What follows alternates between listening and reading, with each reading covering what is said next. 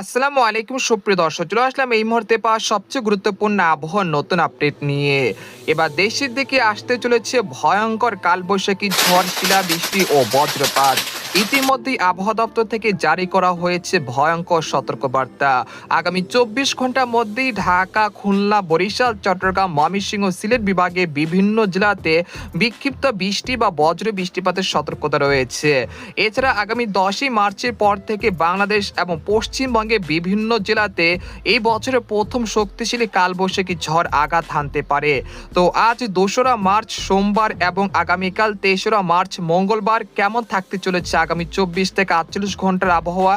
বাংলাদেশ থেকে শুরু করে ভারতের পশ্চিমবঙ্গ, আসাম, মেঘালয়, উত্তর থেকে ত্রিপুরা রাজ্যে আগামী ২৪ থেকে ৪৮ ঘন্টার মধ্যে কোন কোন জেলাগুলোতে বিক্ষিপ্ত আকারে বৃষ্টি বা বজ্র বৃষ্টিপাতের সম্ভাবনা রয়েছে এবং কোন কোন জেলার আবহাওয়া কিরকম থাকতে পারে। এছাড়া আগামী ১০ই মার্চের পর থেকে কোন কোন জেলাগুলোতে ভয়ঙ্কর কালবৈশাখী ঝড়ের সতর্কতা রয়েছে। তো এই বিষয়ে আরো বিস্তারিত জানতে হলে ভিডিওটি সম্পূর্ণ দেখতে থাকুন। আর আপনি কোন জেলা থেকে এই খবরটি দেখছেন অবশ্যই আপনার জেলার নামটি আমাদের কমেন্ট বক্সে জানিয়ে দিবেন। আর সবার আগে সর্বপ্রথম সঠিক আবহাওয়ার খবর জানতে আমাদের চ্যানেলটিকে সাবস্ক্রাইব করে রাখুন। এবার জেনে নেওয়া যাক এক নজরে।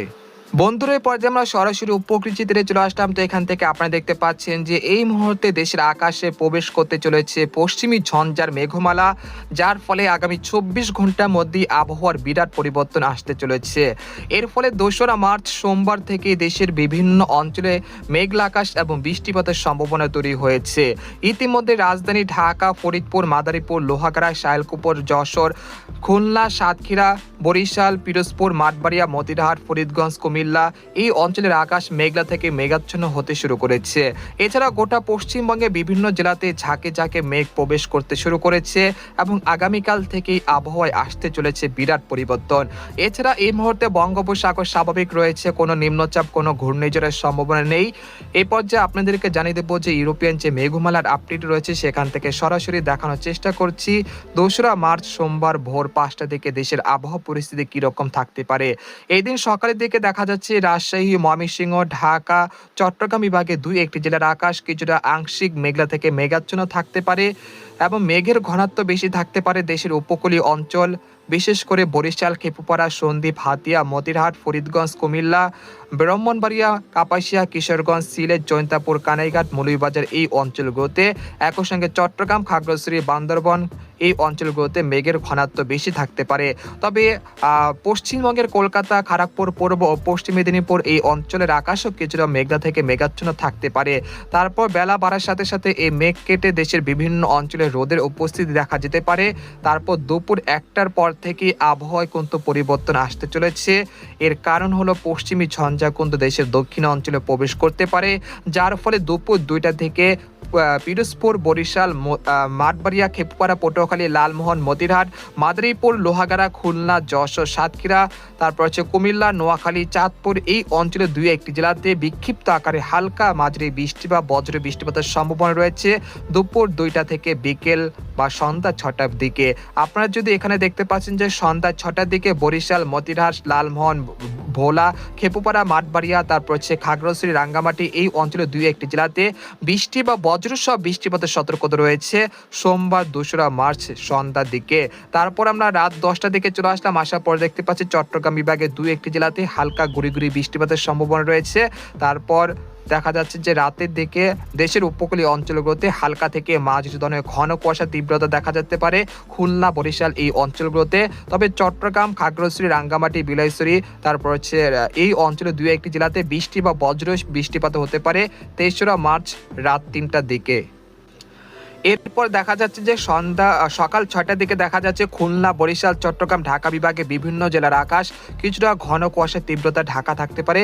তারপর বেলা বাড়ার সাথে সাথে এই কুয়াশা কেটে দেশের বিভিন্ন অঞ্চলে রোদের উপস্থিতি দেখা যেতে পারে। এরপর ৩রা মার্চ থেকে একেবারে ৬ বা ৭ই মার্চ পর্যন্ত দেশের আবহাওয়া পরিস্থিতি স্বাভাবিক থাকতে পারে। তারপরে ৮ই মার্চের পর থেকে দেশের আবহাওয়া পরিস্থিতি অবনতি হতে পারে, অর্থাৎ আবহাওয়া বিরাট পরিবর্তন আসতে চলেছে। আগামী ৯ মার্চ সোমবার থেকে দেশের উত্তর পশ্চিম অঞ্চল দিক থেকে মেঘমালা ঢুকতে শুরু করবে, যার ফলে ৯ মার্চ সন্ধ্যা বা রাতের দিকে দেখা যাচ্ছে যে রংপুর, রাজশাহী বিভাগে বিভিন্ন জেলাতে উত্তর পশ্চিম দিক থেকে ঘন কালো মেঘে আকাশ কিন্তু ছেয়ে যেতে পারে এবং কিছুক্ষণের মধ্যে ঘন্টায় 30 থেকে 40 কিলোমিটার বেগে দমকা ও ঝড় হওয়ার সাথে কালবৈশাখী ঝড়ের সতর্কতা রয়েছে। 9 মার্চ রাজশাহী, মহাদেবপুর, সিংড়া, বগুড়া, সিরাজগঞ্জ, পাবনা, নাটোর, এছাড়া রয়েছে দিনাজপুর, তারপর রয়েছে রংপুর, কুড়িগ্রাম, পঞ্চগড়, তেঁতুলিয়া এই অঞ্চলগুলোতে। তাই অবশ্যই আপনারা পূর্ব প্রস্তুতি নিয়ে রাখুন। আগামী 9 তারিখ থেকে টানা 3 দিন দেশের বিভিন্ন অঞ্চলে শক্তিশালী কালবৈশাখী ঝড় আঘাত আনতে পারে। এতে করে দেশের বিভিন্ন অঞ্চলে গাছপালা উপড়ে যেতে পারে এবং কাঁচা পাকা ঘরবাড়ি কিন্তু ধ্বংস হতে পারে। তাই আপনারা অবশ্যই সেগুলোর দিকে লক্ষ্য করে আপনারা পূর্ব প্রস্তুতি নিয়ে রাখবেন। আগামী 9 মার্চ বিকেল বা রাতের দিকে এই ঝড় শুরু হতে পারে। তারপর 10ই মার্চ অর্থাৎ 9 মার্চ সারা রাত রংপুর, রাজশাহী, ময়মনসিংহ, সিলেট বিভাগে বেশ কটি জেলাতে কয়েক দফায় কালবৈশাখী ঝড়, শিলাবৃষ্টি এবং ভয়ঙ্কর কালবৈশাখী ঝড়ের আশঙ্কা রয়েছে। এরপর সকালের দিকে দেখা যাচ্ছে সিলেট, জৈন্তাপুর, কানাইঘাট, মৌলভীবাজার, কিশোরগঞ্জ, কাপাসিয়া, সিরাজগঞ্জ, তারপর রয়েছে ঢাকা এই অঞ্চলে বেশ কটি জেলাতে ভোর সকালের দিকে কালবৈশাখী ঝড় হতে পারে। তারপর 10ই মার্চ মঙ্গলবার সকাল 8টা বা সকাল 10টার দিকে দেখা যাচ্ছে রংপুর, ময়মনসিংহ, সিলেট এই অঞ্চলগুলোতে কয়েক দফায় কালবৈশাখী ঝড় হতে পারে। এতে করে যাদের ফসলি জমি রয়েছে সেখানে কিন্তু ব্যাপক ক্ষয়ক্ষতির আশঙ্কা রয়েছে এবং কিছুটা নিচু জমিতে পানি জমে যেতে পারে। কিছু অঞ্চলে কিছুটা ভারী বৃষ্টিপাতের সতর্কতা রয়েছে আগামী 9-10 মার্চের পর থেকে।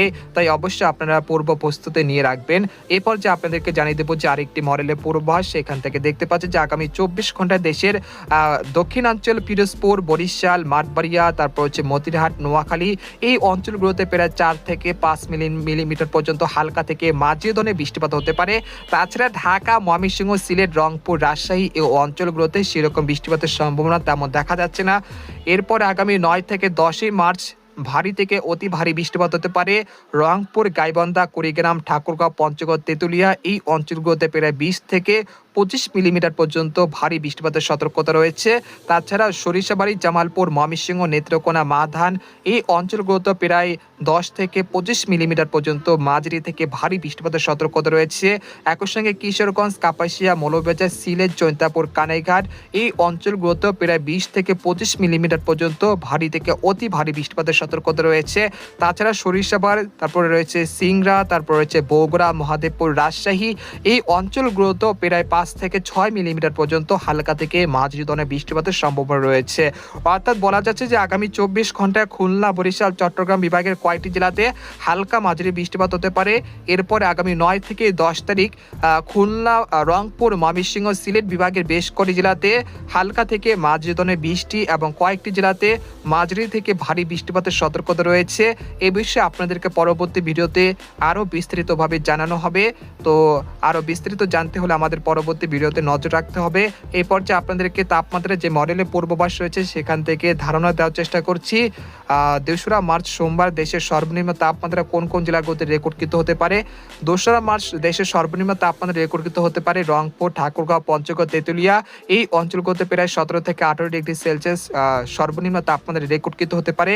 তাছাড়া রাজশাহী, ময়মনসিংহ, সিলেট, ঢাকা, খুলনা, বরিশাল এই অঞ্চলগুলোতে প্রায় 22 থেকে 20 ডিগ্রি সেলসিয়াস সর্বনিম্ন তাপমাত্রা রেকর্ডকৃত হতে পারে। এছাড়া দিনের সর্বোচ্চ তাপমাত্রা রেকর্ডকৃত হতে পারে ঢাকা, ময়মনসিংহ, সিলেট, খুলনা, বরিশাল এই অঞ্চলগুলোতে প্রায় 31 থেকে 30 ডিগ্রি সেলসিয়াসের কাছাকাছি। তো এই ছিল আজকে খবর। তো আজকে খবর এখানে শেষ করতে চাচ্ছি। সবাই ভালো থাকুন, সুস্থ থাকুন, আল্লাহ হাফিজ।